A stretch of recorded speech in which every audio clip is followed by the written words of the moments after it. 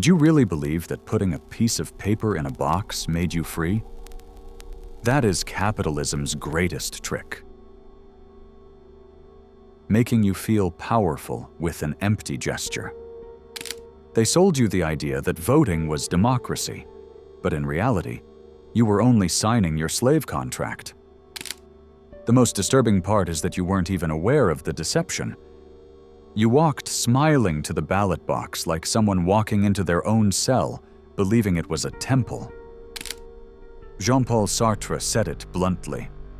Freedom is not what is given to you, it's what you take. And you never took anything. You only accepted what was prepared for you. They made you believe the choice was yours, but every option had already been shaped, packaged, and sold before you even arrived. You thought you were deciding between alternatives, when in reality you were only choosing the color of the chains you would wear. The most macabre thing is that you don't notice because the system made sure to numb you. It convinced you that this ritual every 4 years was the highest expression of your power. Power? Look closely. The structure never changes. The privileged remain the same, and you return home with the absurd satisfaction of having fulfilled your duty. Sartre would laugh in your face, because what you call democracy is nothing more than a cover-up by capital to keep pulling the strings without you suspecting. Capitalism didn't need to strip your freedom by force. It needed something worse, to convince you that you had it. And you know what's terrifying? That it works. Millions of people repeat the same empty act, celebrate the same lie, embrace each other as if they had conquered something, when in reality the only thing they are celebrating is their obedience. Now tell me, doesn't it scare you to think that your whole political life is a staged performance? Doesn't it break you to realize that your vote was never a weapon, but a placebo designed to keep you calm? Because if voting had ever been dangerous for capital, it would have been eliminated long ago. And yet, there you are, with the ballot in your hand, believing you decide, when the only thing you decide is in what form you will keep being manipulated. This is not democracy. This is a mirage, and you have been walking toward it for years, thirsty, without realizing that there will never be water at the end of the desert. Do you know what the real trick is? It wasn't only convincing you that voting was democracy, it was making you confuse participation with freedom. They made you believe that putting your opinion in a ballot box every 4 years was enough, as if your life, your daily decisions, your fears, and your desires could be summed up in a single mark on a piece of paper. Capitalism didn't want conscious citizens, it wanted obedient consumers. And for that, it needed to invent a reduced version of democracy, one that doesn't disturb, one that looks big, but actually fits in the palm of your hand. They call it democracy, but in reality it is a carefully designed spectacle to channel your frustration. They let you shout, they let you complain, they even allow you to choose between 2 different faces, but both obey the same invisible pattern. It's as if they let you choose between 2 doors that, in the end, lead to the same hallway. And the disturbing part is that you feel satisfied simply for having been allowed to choose. That is not freedom. That is control disguised as choice. Sartre would have called it bad faith, the illusion one fabricates to avoid facing the raw truth. Think about this. Every time you cast your vote, the media, business, and political machinery has already decided the menu of possibilities. You cannot change the recipe. Only choose between the dishes the elite cooked for you. And meanwhile, they convince you that you are part of the process, when in reality, you are only the customer of a restaurant you will never be allowed into the kitchen of.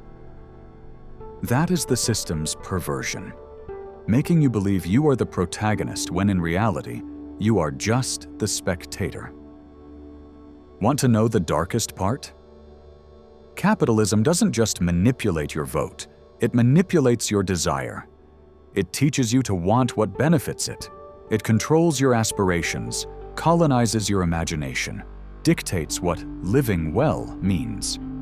So when the moment to decide arrives, you don't choose what you truly want. You choose what the system planted in your head years before. Your vote is not yours. It is the echo of propaganda that has been shaping you since you were a child. And that's the truly frightening thing.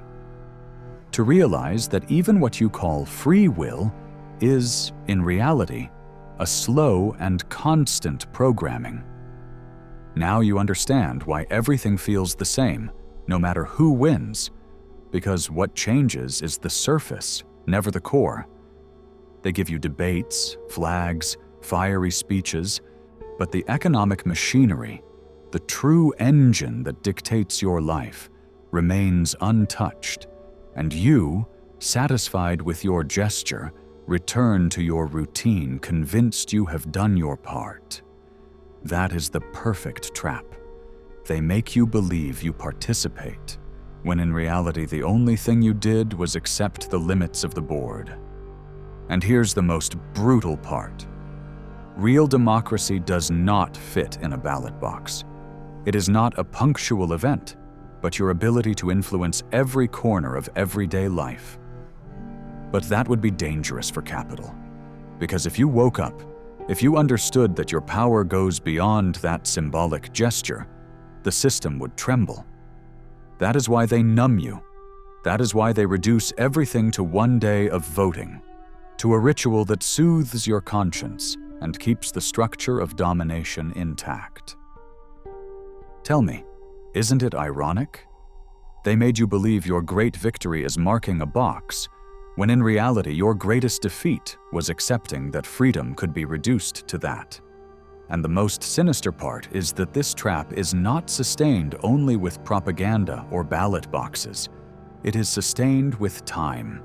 Capitalism understood something most ignore, that your life is not controlled only by laws or presidents, but by the way you consume every minute. They distract you, exhaust you, saturate you with stimuli until you arrive at voting day too tired to question anything. The system doesn't need to chain you physically. It only needs to fill you with obligations, debts, endless routines, so that your only illusion of power is that ballot. Look closely. Most people dedicate their energy to surviving, not deciding. And that is the master stroke. When you are trapped in paying bills, staying afloat, not drowning in anxiety, what real space do you have to ask whether the system is fair? None. And so, when they present you with the ballot box, you cling to it like a castaway to a piece of wood, convinced that this is democracy, when in reality it is the last lure to keep you from looking at the ocean that is swallowing you. Sartre warned that humanity's greatest condemnation is the condemnation to be free. But capitalism managed to flip that idea. It turned your condemnation into comfort.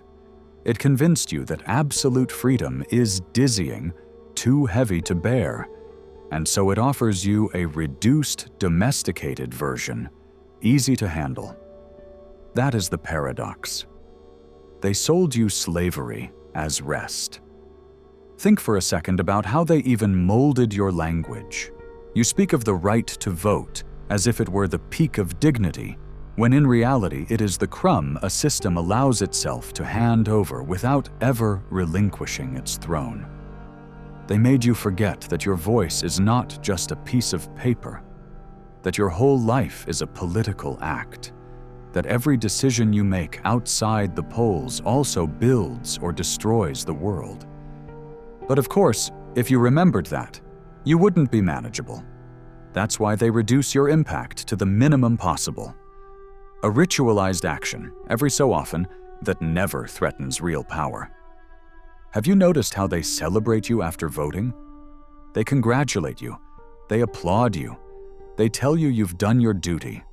It's almost childish, like when a child is rewarded for eating all their vegetables. That is the real relationship between the citizen and the system. Infantilization. They treat you like someone incapable of deciding without supervision, and you accept it, grateful, convinced you've done something great. It's a silent indoctrination, the most dangerous of all, because it is invisible, but it seeps into every gesture. And now comes what truly disturbs. It's not enough to blame politicians or the elites. The system works because you collaborate, because you accept, because you adapt. Capitalism would not be invincible if it weren't for each person feeding it with blind faith in the vote as salvation. And now that we've made it this far, before we continue, I want to present the following to you.